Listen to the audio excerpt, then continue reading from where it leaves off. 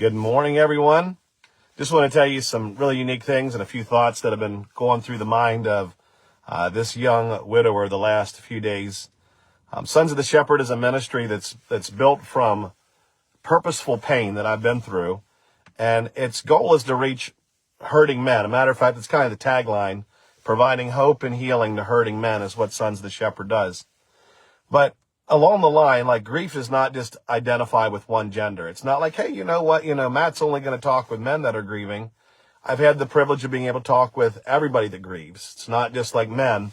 Majority of my work is with the men, but gender doesn't, grief doesn't be like, hey, are you a male or a female? Are you a Christian or are you not a Christian? Are you young enough or are you old enough? Are you stoic enough? Are you religious enough? It doesn't care. It doesn't ask those questions. So in the last 2 days, I've had older widows get a hold of me, both of them in their latter 70s, early 80s, and just to chat with them. The other night, one of the ladies called me. We talked for a good 45 minutes. Her husband was one of my dear friends. He passed away just about 3 years ago, and they were financial supporters for Tiffany and I when we were with Churches and Missions. And he was a dear friend of mine. I loved him. He was one of those admirable Christians. And I was talking with his wife, first time I've talked with her in forever. And we cried together and we reminisced together. And then we started talking about the misconceptions that grief gives. Because a lot of people around her have been telling her, it's been 2.5 years. You should move on. You should be at a different spot. You shouldn't be crying. You shouldn't be mourning. You shouldn't be sad. And then she said this, and it's a true statement. She's like, everybody that's telling me to do that are people that haven't lost a spouse. And I'm like, huge misconception along the line for grief. And then as I had a conversation yesterday with another widow, she had been married to her husband for 55 plus years. And then we're talking about items that she could donate for Sons of the Shepherd care packages. And she has a lot of people that are making misconceptions too. They're like, now your husband passed away so many months ago. Why are you still sad? Why haven't you moved on? Why are you not in a stronger spot? And everybody that says that is people that have never walked an inch, let alone a mile, in a person who has lost somebody, and through spousal loss. They haven't experienced that. They haven't felt that.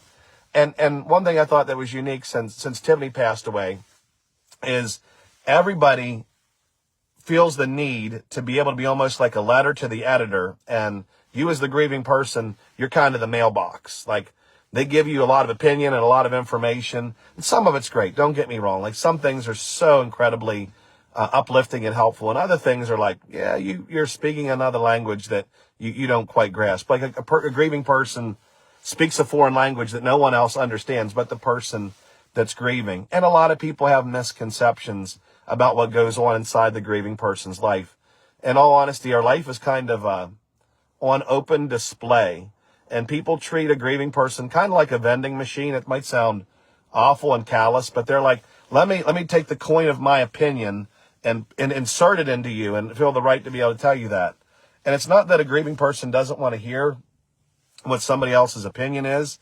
It's that a really opinionated person on grief is usually somebody that hasn't tasted, touched, or walked through grief. So for those two older ladies, the idea for them is people telling, well, you haven't moved on. You haven't been healed enough. Well, grief is not a 5-step program. It's not like grief does not behave well and doesn't behave the same with everybody. It's like giving paint to a toddler. It doesn't color in the lines. Grief does not do that. It doesn't play by a group of rules.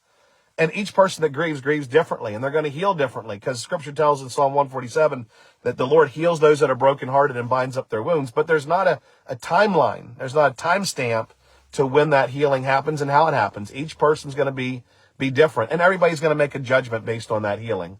So for those ladies on one side of the coin, they're like, oh, you should you should move on. You should be further along. But then on my side of the conversation that I'm at, because Leslie and I have been engaged, we're getting ready to have our wedding here really soon. It's eminently coming up really soon. I'm going to be moving to Canada for a season of my life and changing ministries. People then, the same group of people that look at these group of ladies and say, you know what, they should move on. They look at me and they're like, you've moved on too soon. First misconception of grief. Grieving people do not move on.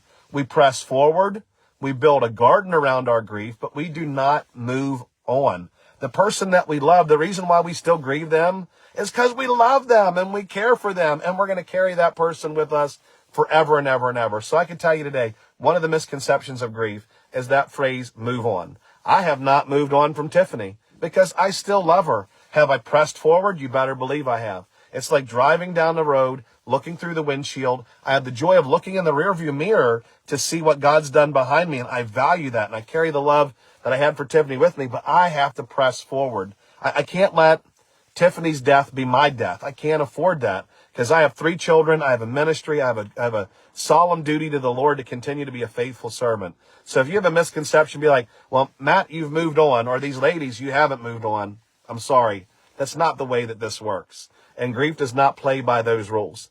One of the other ones that I can honestly say, and this has been a statement for somebody that would look at maybe my life, they would say something like, well, Matt must not have loved Tiffany because he's obviously got somebody else in his life. And they'd be like, maybe he didn't love her as much as what we thought that he did.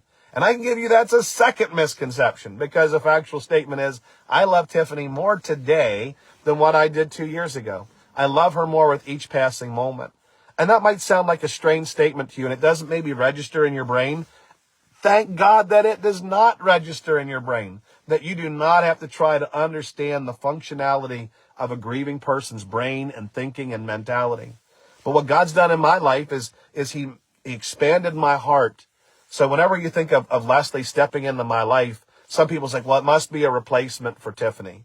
It's not. There is no replacement for somebody that you love so deeply. There is no replacement. I want to make that clear that is a misconception. There is no replacement, but there is an addition. It's like when you add a child to your life. I have 3 kids. I love all 3 of those kids. One did not replace the love for the other one. God took the love that I had for Noah whenever Noah was born, and then boom, all of a sudden I got another love, and I could love that child more, and then more love. God has the ability to expand our heart's growth to be able to love. So at the end of the day, I love Tiffany more than what I did then. And I love Leslie with all my heart, and I'm excited for her and I to start a life together as we blend 2 families together. Those are not contradictory statements. They are not one against the other one. It's not a tug of war pulling against each other. Now, somebody on the outside, they have the right to have an opinion, and they have the right to look at a grieving person's life and look at it. They have the perfect right to be wrong, too, at the same time. Because at the end of the day, each grieving person's different. Each grieving person heals differently. But each grieving person that loves the Lord desires more than anything to be obedient and to do what God wants them to do. That's my heartbeat, is that I would be obedient and that I would be a good servant in a moment of grief and loss, but also in a moment of like the proverbial phoenix rising from the ashes to be able to build and create a new life. I'm praying God gives me many more decades. And I promise you in those decades ahead, still going to love Tiffany.